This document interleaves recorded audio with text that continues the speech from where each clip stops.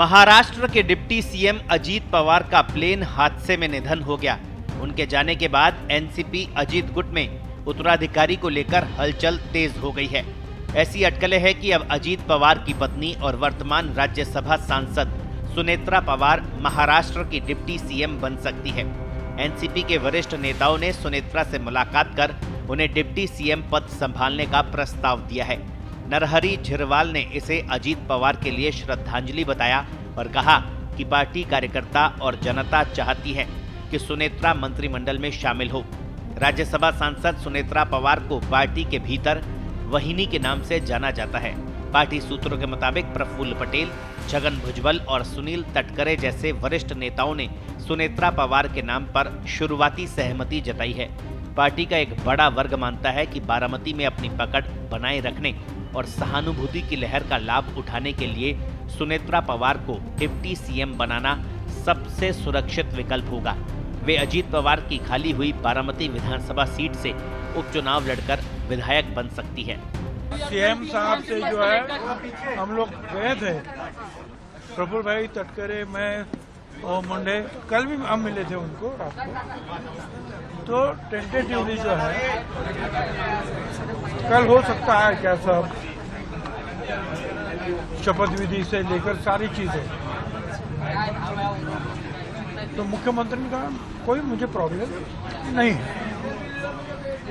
अब ये जो है जैसे कि कोई शख्स अगर चल बसता है तो कई बार 3 दिन का जो है दुख मनाते हैं, कई बार 10 दिन, तब तक लोग बाहर नहीं आते या ऐसा मुझे पता नहीं है।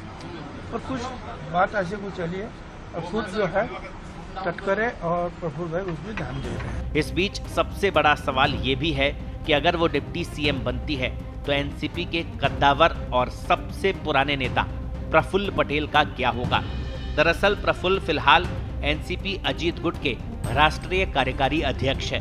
वो कभी महाराष्ट्र के पूर्व मुख्यमंत्री और एनसीपी प्रमुख शरद पवार के सबसे भरोसेमंद सहयोगी रहे हैं। शरद उन्हें अपना मेन फ्राइडे, क्राइसिस मैनेजर और राइट हैंड मानते थे। प्रफुल्ल ने भी कई बार शरद को गुरु, मेंटर, पिता तुल्य और यहाँ तक कि देवता भी कहा है।